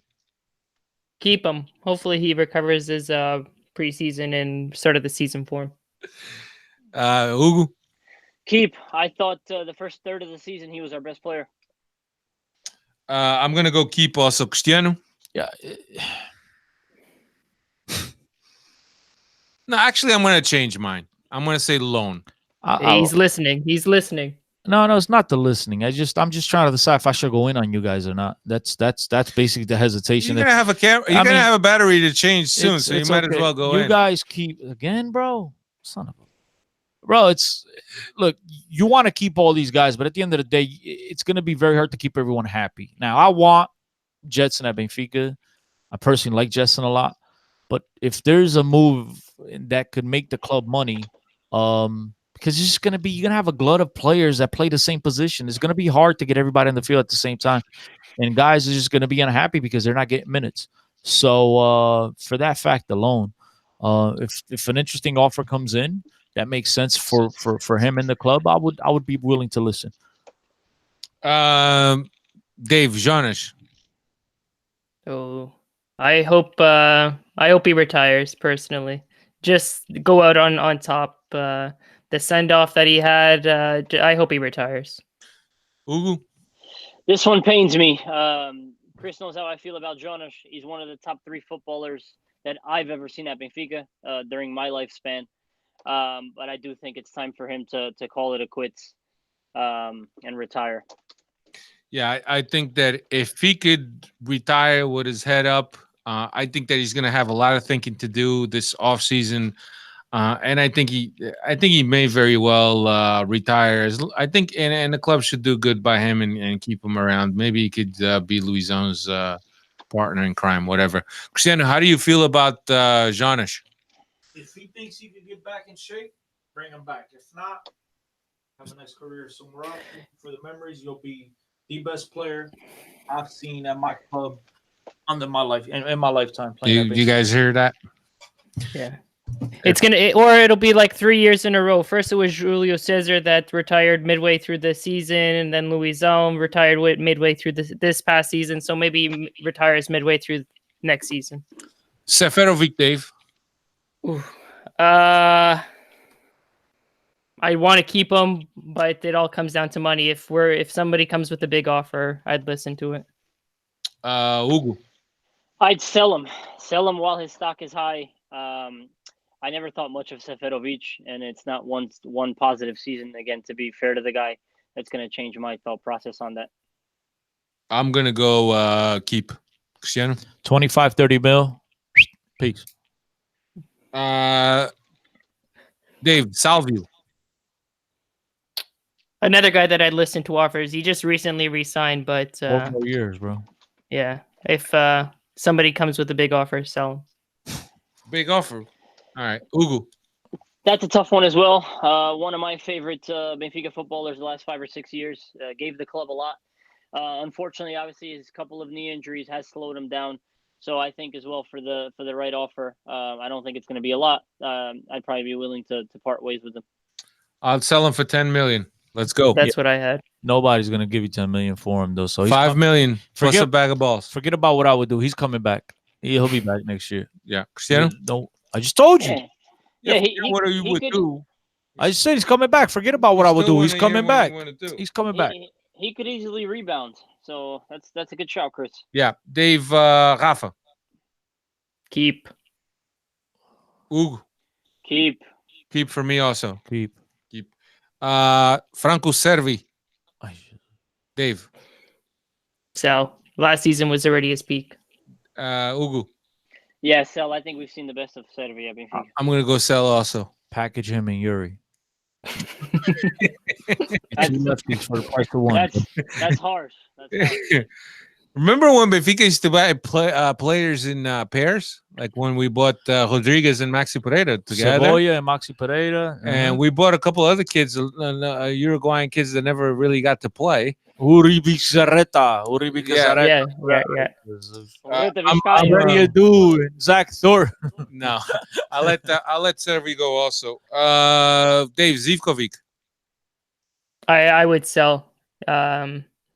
Plus, already we've mentioned this before, but his contract, he keeps on getting paid. His salary keeps getting increased each season, so sell him. Ugu. Sell. Overrated footballer for me. I'm going with selling also. Doesn't look to be a good professional. So Willock. Chris Willock. I'd bring him in for the preseason, see how he does, and see if we can create a spot for him. Yeah, I think I'm going with that too also. Keep to see what he does in the preseason. Ugu. Sell. Why are you mentioning guys that aren't even part of the roster? Meaning part of the first team roster. Those are all esperanzas. Like, yo, Willock is young. I'm with you. If I get any kid that an offer comes in, ciao. But do you know that the B team roster is basically the players that are in the B team are available to play for the A team? They didn't promote. They didn't get promoted. You know what I'm saying, bro? Stop trying to make things difficult. Didn't Will play in contra Montalegre? Wasn't he on the bench? No, he's never debuted. Oh, bro. No. So what's the story? Keep. Yeah, I mean, look, I think there's a great chance. I think the kid leaves. I think he goes back to England this offseason. But look, he's gonna go. It's gonna be him and a bunch of Nunu Santu. I mean, so many kids in the B team that are gonna get a look this summer. They're gonna be part of the 30-man traveling squad to here to the United States for the ICC. Dave Jota. Keep. We never really got to see what he could do with the senior squad. Keep. He's going to be the new Jean Felix next season. I'm going with keep also, Christian. Keep, but he needs a lesson of how to keep things simple, and I just don't think that's in his vocab. Let's go last one. Ferreira. Dave. I'd like to let him return and see what he can do under Lage. I'm with you with that. Hugo. Sell. And Cristiano. Give me a Messi jersey. You can take him. Does he have a 2-year They're loan? actually They're trying to get rid of him. It was a year and a half. That, yeah. 18-month loan, but they're trying Is that all Alfred? Hey, there's one guy I think that's still on loan, Diogo Gonçalves. That's was with Is that Nottingham Forest? Yeah, Nottingham. I mean, he really, I don't know what he's done over there. I mean, certainly they didn't get Nottingham Forest promoted. I was going to mention one, if you would allow me to. Go ahead. Carrillo. No. There's a bidding war in Qatar right now for him. See what you started, bro? Or Saudi Arabia. Vittoria's team wants him. What would you do? No. See what you started with mentioning players that aren't on the roster on the first team. Saved this purpose. Well, but there's Benfica players. Benfica got 80 players out on loan. We're gonna go through the list. Well, but here's the thing. I'd bring Carrillo back. There's certain guys that we've seen throughout the season that say, well, once Hugo mentions Carrillo, you know he's gonna bring him back. I mean, we think he's benching him to say let him go. Would you bring Heriberto back? I'll give him. Oh yes, I would definitely. I would bring him back. I'll give him a look. Hey, if you're gonna bring Carrillo, might as well bring Heriberto. Bro, but guys, Carrillo's a proven footballer. I in the Portuguese league. That's a proven footballer in Portugal. I was very impressed with what he did with Moreirense this season. Yeah, Heriberto was very good. Was very good. I'll give him a look. Gotta give him a look. Look, obviously, there's gonna be guys that are gonna leave. There's gonna be guys that are gonna come in, and not every single guy that's gonna come in is gonna be a superstar. You have to look at different guys.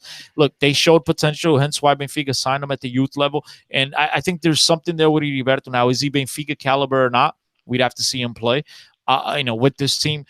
Then there's guys like Yuri that I could see him play all day, and I could tell he's not Benfica caliber. Heriberto, I still think there's a possibility there of obviously making a player out of him. Diogo Gonçalves, again, another guy that's very fast. That could play. I think he could play at Benfica. Will he be a starter? No, but look, you got Servis on the team. You have Zivkovic on the team. Krovinovic.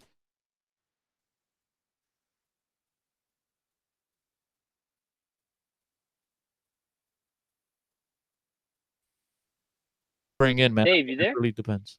Yeah, I think it's gonna have to do with who Lage chooses, who Lage envisions as to be a player with the characteristics for the game idea and a game model that he wants to implement or that he wants to continue to have at Benfica. I think that's the biggest thing. That's all we got for you guys. It's been quite a bit. I didn't even keep track of the time, but we're definitely over an hour and a half easily. The Super Cup fixture has been announced. Benfica will play Sporting at Estádio do Algarve on August 4th, and Pizzi, as we mentioned, as renewed. Those are the latest news as far as Benfica goes. Rafa and Almeida will be the next to be announced. Yeah. So that's all we got. Thank you so much for listening to us all season, putting up with our crap. It was a long season, as you can imagine. We all suffered together, and we all celebrated together. Thanks for your listenership. Is that a word? Listenership? We just made it up. That's good. And thank you for sticking around, and thank you for being part of this community that Benfica Podcast and among other podcasts also brought along. Also, before we go, and I don't know if Cristiano was going to forget or not, but Cristiano appeared on the Seleção podcast So with Denny Pinto, don't forget to check that out. They previewed the Nations Cup, is it? Nations League, League of Nations Nations, League Nations League. round of 4. So they spoke about though who Fernando Santos brought up to the team and what guys could fit, what guys are maybe a little long in the tooth as far as the national teams. Don't forget to check that out. The Seleção Podcast is where you can find that. Yep. So enjoy your summer, ladies and gentlemen. Don't do anything stupid. For those of you that will be traveling to the United States for the ICC tournament, safe travels. Enjoy yourselves and viva Benfica. Let's go. Let's montar uma equipa para derreter com esta malta toda para o ano que vem. Hugo, Campeão voltou, right there. Hugo, parting words. No, just I wanted to thank you guys for having me on a few shows, and most importantly, thank the listeners that have reached out and have provided me some words of encouragement. So obviously thank you to the listeners, and thank you to you three gentlemen for allowing me to come on. Did any of them reach out to you and tell you need a real microphone? Because maybe that's what. Yeah, that's coming. That's coming for next summer. Not next summer. Sorry, next season. Hey, bro. Buy, sell, or loan a microphone. Yeah. No, I'll buy, sell, or loan on Hugo. My man's already, saying that he's part of the roster next season. Yo, we still haven't done the buy, sell, or keep on you, bro. Buy, sell, loan. We're gonna need to reassess you preseason. We gotta look at video and go over your strengths. And Dave, some parting words, dude. No, it was like you said, roller coaster of a season. Was brought on last season where we didn't win the Penta, so I thought it was bad luck, but we actually won this season. So good to see that I'm not the bad luck, and we brought the championship back home. Yeah, next we will be back as soon as Benfica comes back, and I believe they're they reporting report the first, but we're not coming back. July 1st, so we'll probably come back the week the Tuesday after they report. So I don't really know. I just want to take a quick look at the calendar here. The first is a Tuesday, so probably the week after. Is a Monday, unless in Canada is a Tuesday, but in the US is a Monday. It's a holiday for us. Yeah, Tuesday, we'll have plenty to talk about. So we'll most likely be back on July 2nd. No, we're not. We're gonna be on break. We need to make sure that our Achilles recovers and this podcast is long enough that people can listen to it and it'll lead them up right to the Supertasa game. Okay. Yeah, that's it. Thanks again for checking us out and for putting up with us. We really appreciate it and for all your words of encouragement. Thank you very much. And as Cristiano mentioned, have a great summer. Stay out of trouble. If you drink, make sure you don't drive. And hug your wife and hug your kids and hug your family. Those are important. Força Benfica. Campeão voltou. Later, everyone.